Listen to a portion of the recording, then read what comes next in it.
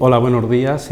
Quiero agradecer a la Cátedra MAZ Universidad de Zaragoza la posibilidad que me ha dado de presentar la charla sobre salud mental laboral. Entonces, para que me conozcan, pues soy médico psiquiatra, ya llevo 45 años de profesión, he estado en distintas actividades, tanto formativas desde los 18 años en la Universidad de Zaragoza en la facultad, luego estuve en Bruselas haciendo la especialidad, 10 años en el Psiquiátrico del Carmen con patología psiquiátrica dura, 15 años en la unidad de agudos del Hospital Clínico y desde hace 13 años en la MAZ, con lo cual tengo una visión que me permite quizá la posibilidad de poder ver distintos ámbitos distintos de la psiquiatría mental y sobre todo en la psiquiatría laboral.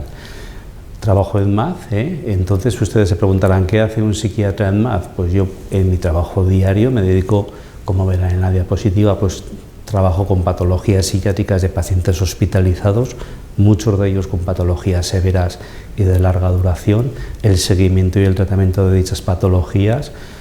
Cuando hay gente que coge una baja y solicita que sea contingencia laboral, se me solicita por patología psiquiátrica, evidente. Se me solicita a mí que haga aclaración de contingencias, asistencia a juicio siempre que hay un componente psiquiátrico en cualquier demanda de una incapacidad o de una incapacidad permanente, y el control de contingencias comunes. Hay un protocolo en MAZ que cuando se pasa 90 días de lo que se llama patología psiquiátrica menor, mis colaboradoras o mis compañeras me solicitan 3 pacientes diarios para que haga una valoración. Entonces, antes de hablar de lo que entraríamos en el tema que nos lleva hoy, sería definir la salud mental, que no solo sería la ausencia de trastornos mentales, sino el estado de bienestar del individuo que le permite pues, llevar una vida normal, trabajar, llevar una vida productiva, fructífera, contribuir a la comunidad.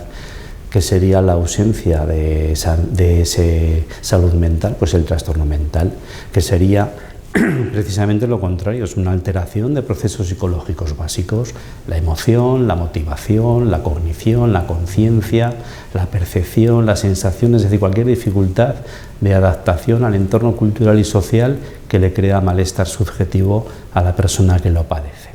Entonces, sabemos que existen efectos del trabajo sobre la salud mental, existen efectos de la enfermedad mental sobre el trabajo, pero no tenemos que olvidar que hay un factor específico en lo que se llama la salud mental laboral, que es los factores psicosociales, un montón de factores que nos rodean, que no tienen nada que ver con la salud mental ni con el trabajo, pero que tienen que ver con lo que nos rodea, como es el estado marital, los hijos, el origen sociocultural, situaciones económicas específicas. Todo ello viene a hacer la salud mental laboral quizá un poquito más especial.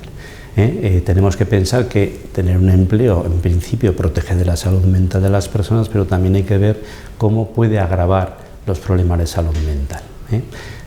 ¿Qué signos de alerta podemos encontrar cuando está en una empresa? Pues alguien que considere que esa persona tiene un problema, pues sería, por ejemplo, la presencia de un absentismo laboral frecuente, una persona que está desmotivada, que no obedece adecuadamente las normas del puesto de trabajo, que está irritable de forma excesiva, que tiene conductas incluso agresivas con los compañeros de trabajo, la falta de colaboración, evita el contacto de los compañeros y hay una dificultad en su vida en toma de decisiones. Ahí podemos ya tener un signo de alerta de que esa persona puede padecer a nivel laboral una patología mental.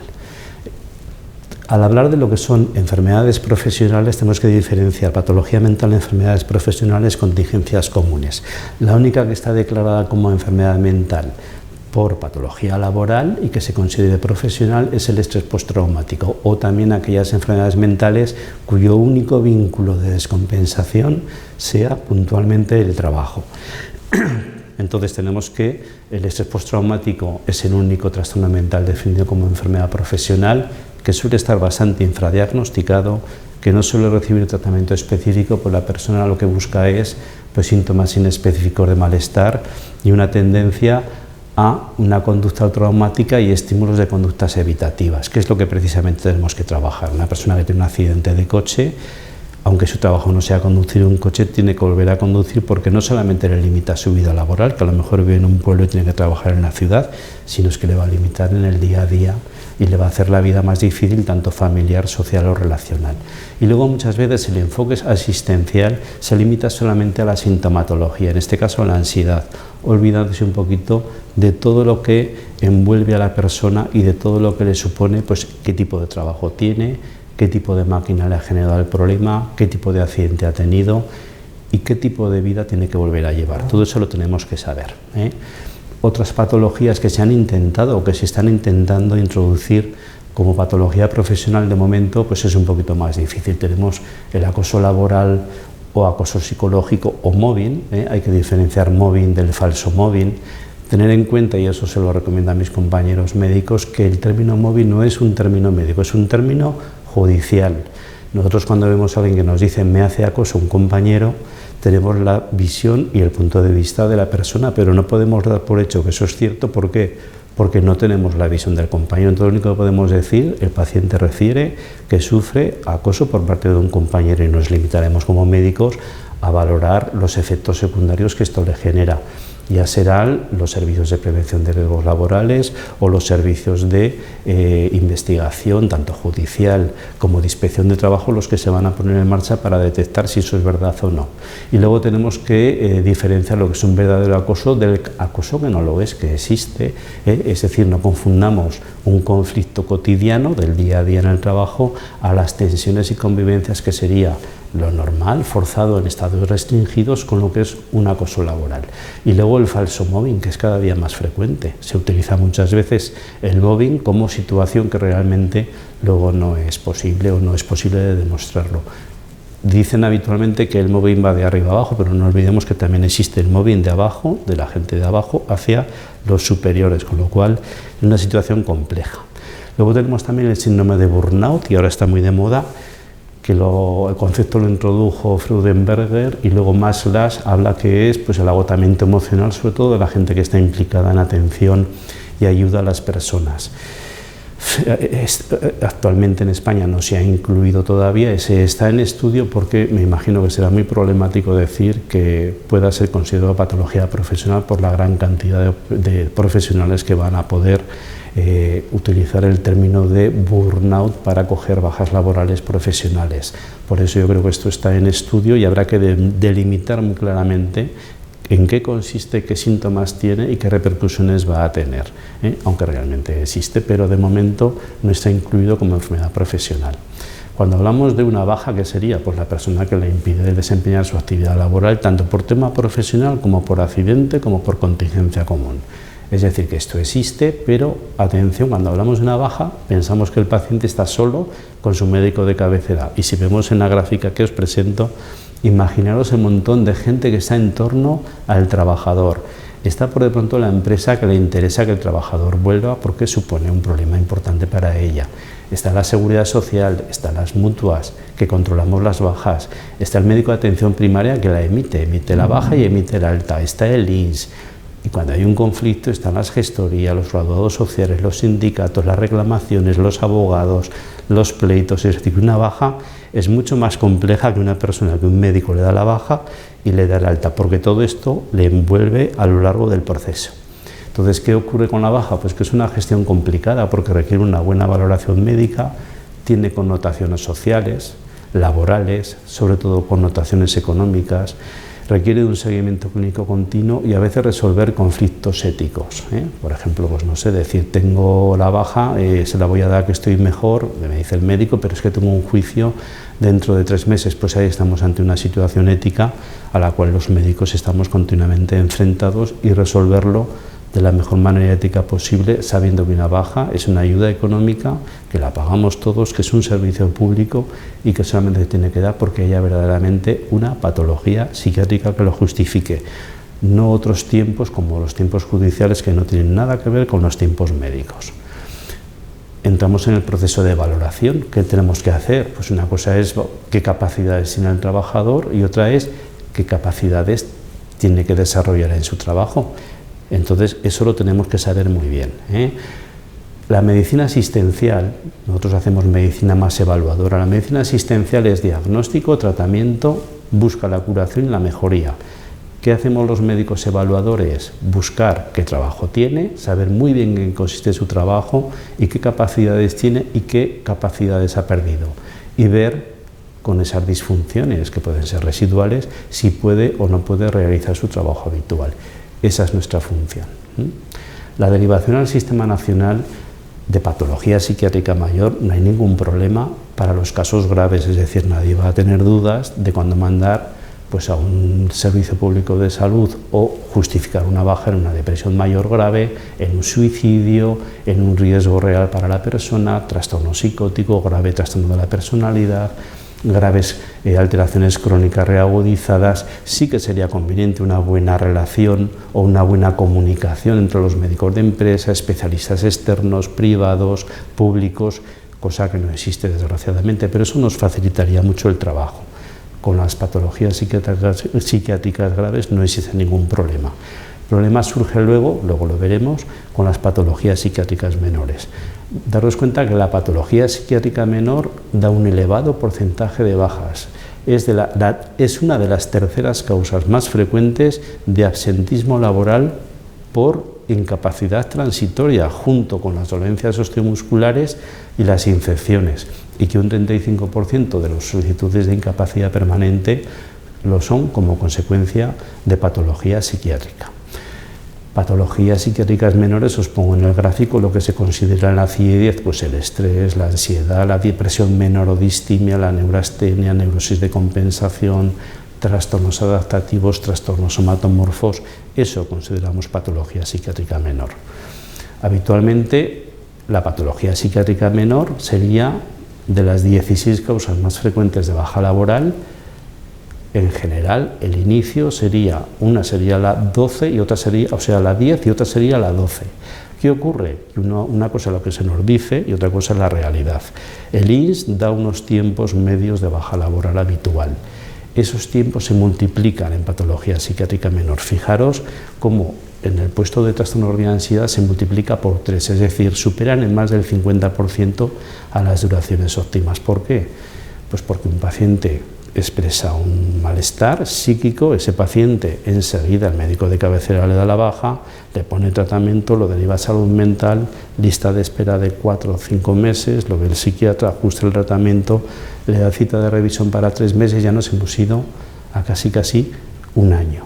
De hecho, las bajas laborales por patología psiquiátrica menor son la segunda y la cuarta causa más frecuente de baja laboral de más de 365 días, siendo una patología que a priori tenía buen pronóstico, unos tiempos estimados teóricamente cortos y una repercusión funcional específica moderada, y sin embargo da dificultades importantísimas para dar de alta, las bajas muy prolongadas, un alto absentismo y una repercusión funcional extensa. O sea que tengamos cuidado porque las bajas de patología psiquiátrica menor se disparan y son las que generan mayor causa de patología o de incapacidad transitoria en nuestra sociedad. ¿Qué nos ocurre? Motivo, pues que tenemos a psiquiatrizar lo cotidiano. Yo muchas veces cuando voy a los juicios y me preguntan ¿qué diagnóstico tiene? Pues digo, pues mire, está enfadado, está cabreado, está malhumorado, pero no es una enfermedad. Yo estoy malhumorado, no me considero enfermo, puedo estar enfadado, puedo estar nervioso, puedo estar tenso, pero psiquiatrizar todo y buscar tratamiento para todo, eso hace que el sistema público de salud se bloquea con un porcentaje enorme de patologías menores en detrimento de las patologías mayores que requieren realmente de un seguimiento mucho más continuado. Entonces, ¿por qué esta situación? Pues bueno, porque es una delimitación imprecisa, que es normalidad y patología, eso de querer estar al 100%, yo jamás he estado al 100%. Pero la gente me asusta cuando me dice yo no trabajaré hasta que esté al 100%. Difícil. Factores sociales, de inicio y de mantenimiento, pues una situación económica, la mujer en el paro, él no tiene trabajo, a lo mejor si coge la baja la mutua le permite, es decir, hay una serie de situaciones que tenemos que aprender a saber que existen, y también confundir llorar con depresión. Se puede llorar y no estar deprimido, tristeza con depresión, yo a veces estoy triste y no estoy deprimido, nervioso con ansiedad, pues bueno, pues ahora mismo estoy nervioso, más nervioso que en mi día normal, porque estoy delante de una cámara, pero no estoy ansioso. Yo diría que los trastornos psíquicos son la guinda del pastel de las situaciones no resueltas según lo esperado, es lo que ahora se llama falta de resiliencia. Entonces, ¿Qué ocurre? Cualquier trastorno psiquiátrico mayor o menor, sobre todo los trastornos psiquiátricos menores, enseguida te ponen la medicación, ya te bloquean un mes porque tienes que esperar un mes como mínimo para valorar la efectividad de la medicación. Y luego sabemos, como podemos ver, que la duración aproximada de un tratamiento es de 1 año. ¿Qué ocurre? Que tomar tratamiento no quiere decir no poder trabajar. Yo tengo pacientes a los que yo les doy la baja, les doy el alta laboral, los voy a seguir 1 año, pero a lo mejor al tercer mes van a trabajar y yo mensualmente los controlo hasta que decidimos en ese momento retirar la medicación. Pero tomar medicación no supone dejar de trabajar por tomar tratamiento. ¿Qué hacemos los psiquiatras valoradores? Pues un reconocimiento médico del paciente, un estudio del historial clínico. A veces no nos traen todo lo que nos tienen que traer, pero bueno, tenemos o manejamos lo que podemos, realizar la historia clínica, hacer la exploración directa del paciente, pruebas complementarias, test de personalidad. Ahora os pondré que, por ejemplo, nosotros tenemos tendencia a utilizar lo menos posible las pruebas complementarias habituales, como son las escalas de depresión, escalas de ansiedad, escalas de anedonia, porque esas escalas que es sí o no, si yo quiero decir a usted o a los compañeros estoy mal, ¿qué pasa? Pues que a todo diré mal, mal, mal, mal y puntúan de una forma muy elevada. ¿Qué hacemos? Intentamos utilizar otras escalas como son los test de personalidad, el Minnesota, el PAI, el Milon, el SIMS, que dan patrones más o menos de valoración de mala imagen, si hay exageración o magnificación, si tienen fiabilidad, también valoran afectividad, trastorno de personalidad y nos dan un perfil gráfico y numérico que en el tiempo nos lo permite ir controlando. Utilizamos también las anteriores, pero estas nos dan mucha más información en valoración. Las otras serían por un estudio clínico, ver si un tratamiento hace efecto en un estudio de un tratamiento que va a salir. Se utiliza el Hamilton, se utiliza la escala de desesperanza, pero en el test de personalidad nos basamos mucho también. Entonces, ¿qué hacemos? Diagnóstico, tratamiento y sobre todo estudia mucho el perfil laboral. Yo cuando estaba en el clínico, como médico clínico, me decían, yo soy camionero. Bueno, jamás pregunté de qué tipo de camión, pero no lo mismo ser camionero de un camión que limpia el suelo de la basura de FCC, de un camión TIR de larga distancia, de un camión de mercancía peligrosa. Es decir, que hay muchos tipos de camioneros, hay muchos tipos de albañiles, hay muchos tipos de gente que trabaja soldando en altura, en bajura. Es decir, todo eso no lo preguntamos y ahora lo pregunto. Es decir, si algo he aprendido de esos años de trabajo es que hay que meterse en la piel del paciente, en el trabajo que desarrolla y ver si puede o no puede desarrollarlo. La exigencia de cada profesión, la capacidad del trabajador, por ejemplo. En este caso, pues no sé, alto riesgo, un paciente, un cuadro de ansiedad moderada que necesita ansiolíticos, pues sería un alto riesgo para el señor de arriba, que es el conductor del avión. Sería no riesgo para el señor del medio, que es el que lleva las maletas. A lo mejor es un riesgo mediano, pues para la persona que controla que el avión esté en perfectas condiciones. Es decir, que la carga mental no es la misma según qué profesión se tiene, según qué repercusiones conlleva su trabajo. A veces la gente nos comenta que tienen patología cognitiva. Bueno, es verdad, y es verdad que hay trabajos que requieren una capacidad cognitiva. Nosotros hemos introducido en MAD pues una valoración que es con realidad virtual, que se llama Explore Aquarium. Es como si hubiera un acuarium virtual y nos permite valorar de una forma muy cooperadora, porque a la gente le encanta esta prueba, y vemos realmente si tienen o no las capacidades cognitivas. A veces nos sorprende y dicen, no puedo hacer nada porque no funciona bien cognitivamente, y las he visto en la sala de espera jugando al Candy Crush. Pues bueno, cuando hacen esta prueba la verdad que la hacen bien y eso nos da mucha información. Y ya un poquito para terminar, 2 puntos me gustaría hablar. Lo que es la simulación. Yo pensaba que me iba a encontrar en la MAD muchos simuladores, me encuentro pocos. Es decir, lo que veo es gente que tiene problemas físicos y que a lo mejor me lo quiere demostrar que está muy mal y que hace sobrevalorar, pero simular es raro, porque el simulador sigue una persona pues, que tiene un relato aprendido y no ha vivido, que te cuenta una incongruencia emocional, que te pone franco enfrentamiento o una excesiva complacencia, que todo es contradictorio, que da preguntas o respuestas erróneas a preguntas evidentes y sencillas, contestaciones evasivas, pero menos de lo que nos imaginamos, más sobrevaloración. Y lo que me preocupa mucho es la disimulación, es decir, paciente que está muy mal, que no quiere dejar de trabajar y no quiere decir que está enfermo por miedos, miedo a perder el trabajo, miedo a la estigmatización, porque se siente reemplazable. Esto lo vemos en gente directiva que está fatal, que están trabajando porque piensan que si no trabajan ellos la empresa va a cerrar y están en unas condiciones que les obliga, por ejemplo, a cometer numerosos errores y con un riesgo elevado tanto para él como para los compañeros. Y ya para terminar, solamente un pequeño listado de fármacos, es decir, muchas veces información tenemos poca, pero tenemos qué es lo que toma. Si se lo ha dado un psiquiatra, vemos que toman estas dosis de estos medicamentos que todos conocemos, escitalopram 20 miligramos, paroxetina 20, sertralina 100, fluoxetina 20, duloxetina 60. Bueno, pues podemos considerar que es un trastorno depresivo menor o un trastorno psiquiátrico menor. Cuando ya empiezan a mezclar medicaciones, antipsicóticos, antidepresivos, dosis altas, combinando 2, 3 antidepresivos, ahí ya el especialista. Pero cuando sean tratamientos sencillos, pensar que es un trastorno psiquiátrico menor y tenemos que tener en cuenta lo que hemos comentado. A veces se disparan mucho las bajas laborales por este problema, simplemente porque el sistema es lento y las va prolongando. Y tenemos que intentar todos colaborar para que estén el tiempo que tienen que estar. Muchas gracias.